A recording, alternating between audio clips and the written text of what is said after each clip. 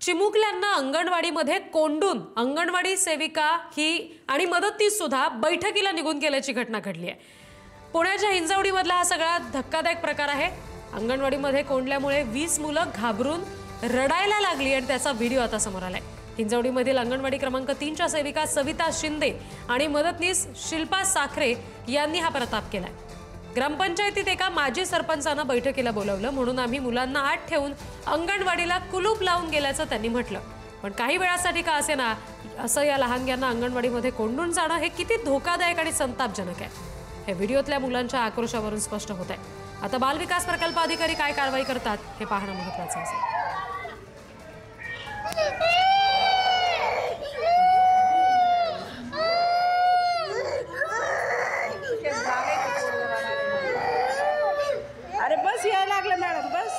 प्रतिनिधी तुषार झरेकर यांच्याकडून तपशील घेऊया। तुषार, आता ह्या सगळ्या मुलांच्या सुरक्षिततेबाबत आणि त्यांच्या प्रकृतीविषयी काय तपशील आहेत, त्यांच्या पालकांनी या सगळ्या संदर्भात नेमक्या काय प्रतिक्रिया दिलेल्या आहेत? नक्कीच एकंदरीत संपूर्ण हे जे प्रकरण बघितलं तर किती धक्कादायक हे समोर येताना एकंदरीत पाहायला मिळतंय।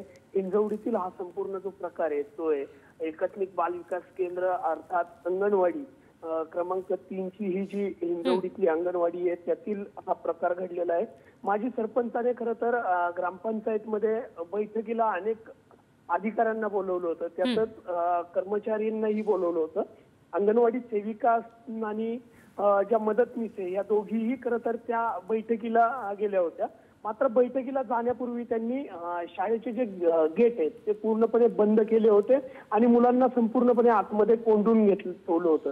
त्यामुळे ज्या मुलांचा जो आक्रोश आहे तो आसपास ऐकू आला आणि तेथील जे ग्रामस्थ आहेत ते शाळेकडे धावले आणि अखेर त्या ठिकाणी अधिकाऱ्यांनी मध्यस्थी केल्यानंतर ते पालक आहेत पालकांपाशी खरं तर ही मुलं संपूर्ण सोडण्यात आली।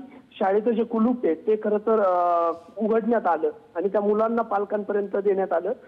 या संपूर्ण प्रकरणाची चौकशी आहे ती आता वरिष्ठ अधिकाऱ्यांकडून केली जाते आणि आता काय नक्की कारवाई या शिक्षकांवरती होतीये ते पाहणं महत्त्वाचं ठरणार आहे। धन्यवाद सगळ्या तपशिलांसाठी।